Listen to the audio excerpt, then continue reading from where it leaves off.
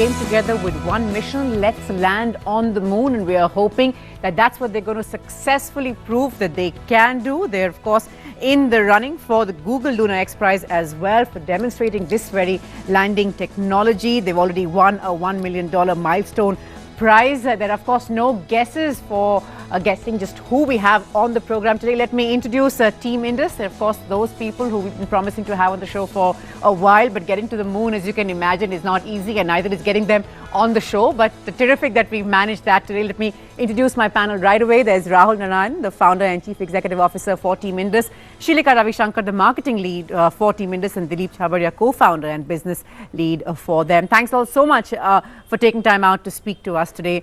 Rahul, let me start by asking you, I mean, you want to get to the moon. You're showing, you've proved time and time again that you are really on track, but nobody really seems to have a background in aerospace here. So how did you decide that this is what you wanted to do? And it must have been a humongous challenge then, or was it never a challenge? It's almost a precondition that if you had a background in aerospace, you'd probably never take up something like this. So that was the genesis to TeamIndus, now almost more than 5 years old. We got together, Dilip, a bunch of other folks, we got together saying, let's see if we can try and solve this problem on a piece of paper. If we could solve it on a piece of paper, take it to folks who could help us realize it, then take it to folks who might fund it, and then let's just see if we can go all the way. So the genesis was just don't get overawed by the whole big thing of trying to do something that very few people have done before, and just look at the basics, solve the problem, and see how far you could go. Yeah, I think it's a kind of conviction and confidence that so many of us could use. I mean, I'm sure I could use it myself. But what do you say to the team every day? There's a lot of motivation that goes on behind the scenes. Yes, we can do it. I'm sure the challenges are immense. One can't even fathom the kind of challenges. But if I could ask you, Dilip, what do you how does the team stay motivated through it all? Values that we have in our team and the kind of people who are working in this are really motivated set of people. They're in this project to see this happen and see this happen truly out of India. You're right, there are n number of challenges that we face on a daily basis. But I think the unified goal, the dream to make this happen keeps us going. And it makes sure that certain teams and certain subsections have challenges which look unsurmountable on day one. But I guess when we break it down into smaller problems and reach out to the society at large and our partners, I think they help us break it down into a smaller problem which becomes achievable. So yeah, we take one day at a time, and we keep our goals in our sight, and that's how we keep ourselves focused towards it. Sure. Sheelika, the long-term vision of TeamIndus, of course, is to be a space engineering company. If someone were to ask you, how far do you believe you've progressed on that route to make it there, what would you say?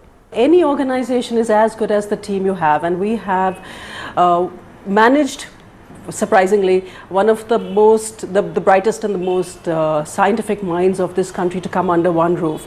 We have a lot of retired ISRO scientists who've been in the field of aerospace before, and we have a large team of young, passionate, and the brightest engineers out there who come together.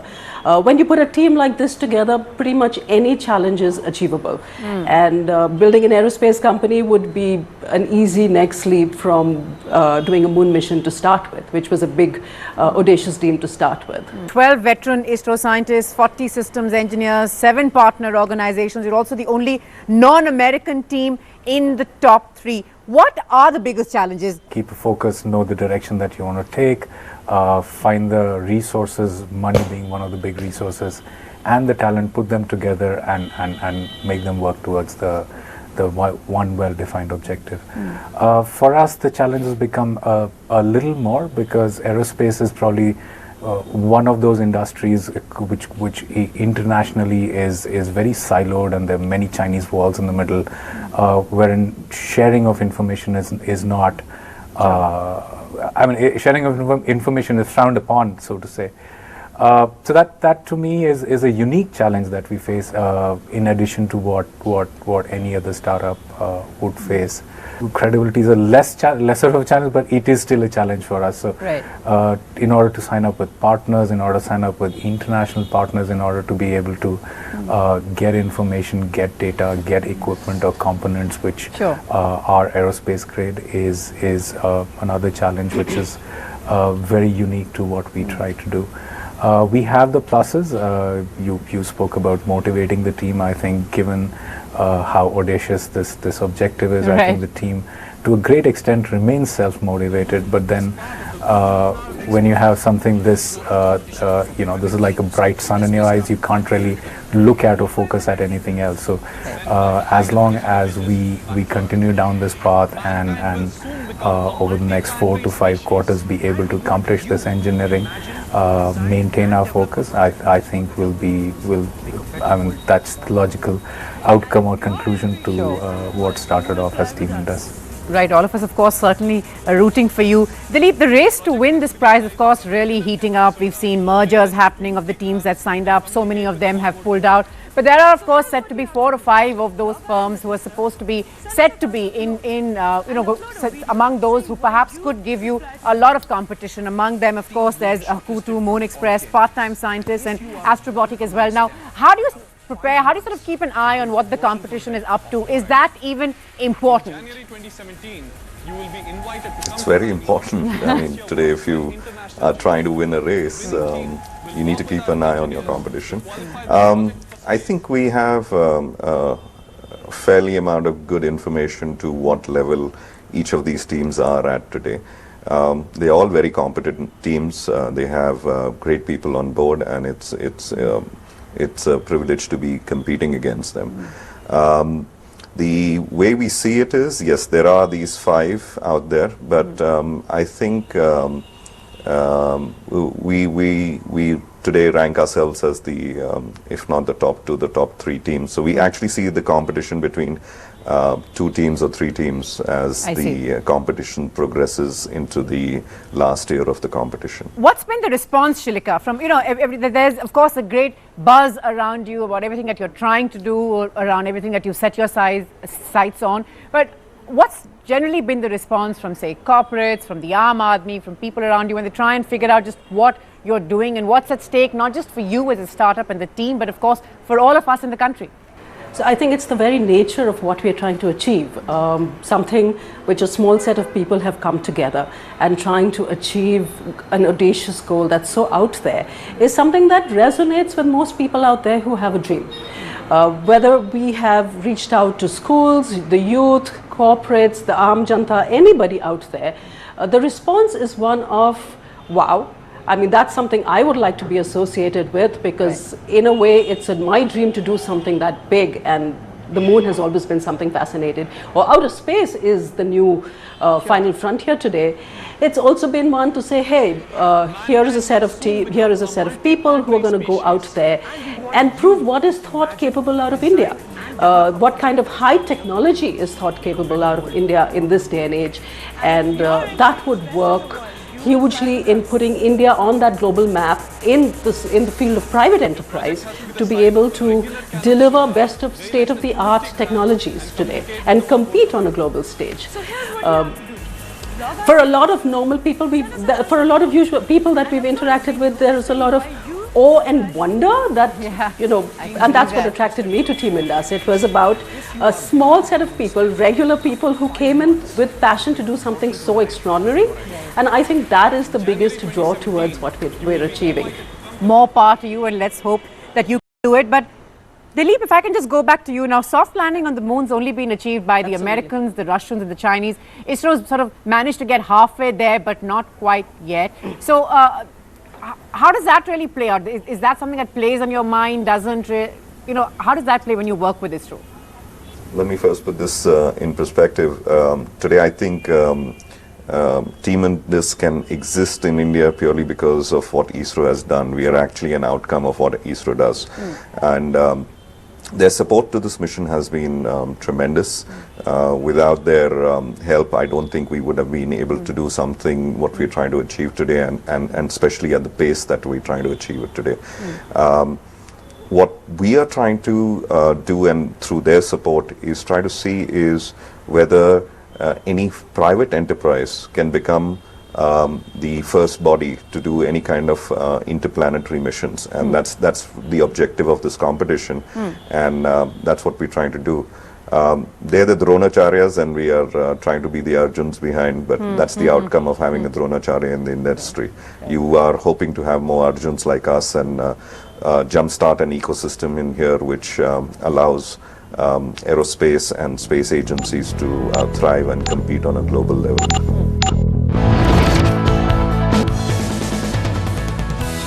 Rahul, now for the benefit of our viewers who are watching, we're just trying to understand simply what it is that you're trying to achieve here. Can you just do that for us very simply? And how far you are on the road to doing that? We're still trying to figure out that out daily. So. Yeah, so that's part of our morning routine every day in the morning. Are you sure you want to do this? We're a startup. We were formed 5.5 years ago. The initiation was in response to this competition. The competition is called Google Lunar X Prize. Google is the sponsor, X Prize Foundation is the organizer, and the moon is the target. So that's how that's the genesis of the name itself. The organizers have a very simple 2-line problem statement: land on the moon before 31st December 2017, move 500 meters, send back evidence that you've done so. That's problem statement 1. Problem statement 2 is you have to do it while you're 90% privately funded. The motivation behind those 2 problem statements is to encourage startups, to encourage private enterprise to enter the one industry which has sort of not been disrupted by startups, which is aerospace. And that was the problem statement that was so exciting to read the first time I read it, that I said, you know, no matter what happens, I have to be part of I have to be part of a team that does this. And that was the genesis 5.5 years ago. What we've done is we started off from scratch. We had many options. We had options to look at what already exists. We had options to try and merge 2, 3, 4 different technologies and put together something that would work. Right. We took the longer route. We took the route of going by first principles. We had a few systems architects who put in place design philosophies and principles day one, and I can tell you that that was a virtuous cycle that we started then, and we continue to believe and follow those design principles till date. Designing a new system is a 10-12 step process. It's a very well defined 12-step process. NASA uses this review gate mechanism for all their missions. In this 12-step process, we've completed 6 steps. We're about to complete the 7th. And in the next 5 quarters, we have to complete the remaining 4 before we can launch to the moon. So a little over 2/3 of the way through is where I see ourselves today. But the crunch time is yet to come. The plan is in place. We need to ensure that we hit every milestone on time each time and get it right. Absolutely, that's of course going to be absolutely key. The competition also intense. Sheelika, you know, we mentioned you mentioned the fact that you have a great team, a team that comes together, shares the same vision, a team that's grown from 5 to 75 members. I want to speak to you about the kind of talent that it now exists in as far as Young India is concerned, on their desire to do something different, to the disruption, of course, now the name of the game. What's that experience been like? Finding like-minded people, finding people who share this kind of passion, want to make a real difference somewhere. Very surprisingly and very pleasantly surprisingly, we've managed to attract some of the brightest young minds out there who've come to this mission because of their passion of doing something big, doing something in the space of rocket science. And this was one outlet as a private enterprise where you could make that dream come true. So as a startup, what we're able to offer people out there is the fact that you could get to see the whole gamut of a mission. You don't do one small aspect of it, you get to work on the propulsion, the structures, the thermal part of it, and you see a moon mission in its totality. And you're part of something that is going to create history of sorts, and you're going to land something on the moon. We have an incredibly young team. Average age is 24, 25. And each person comes in every day researching, learning, looking at new technologies to see how do I apply that to make this mission smarter, faster, more cost effective so that we can get there in time. Increasingly, if you look at it today, and if you look at most of the engineering colleges in specific, you find a lot of them going out and becoming entrepreneurs, looking at opportunities to change the world instead of getting into a safe, secure corporate job. And I think that's a great change for New India. That is the way we're going to grow. That is the way we're going to do the leapfrog into higher technologies. And it's, I think, very important that we continue to encourage people straight out of college, youth out there, to say, go dream big and do something which is different and disruptive. I'm sure this question is going to be a bit of a cliche, but I want to ask the two gentlemen, Rahul and Dilip, that if you landed on the moon, what is the first thing that you would do? I would imagine take a selfie. I would say definitely take a selfie, but what is it that you would say? Anything different? Perhaps you know more about what goes on there than the rest of us? Well, you already gave the answer. So the first one would be the Earthrise selfie. Right. I don't think you'd do anything other than that, which is take a selfie with the planet we all call home. So that probably would be step one.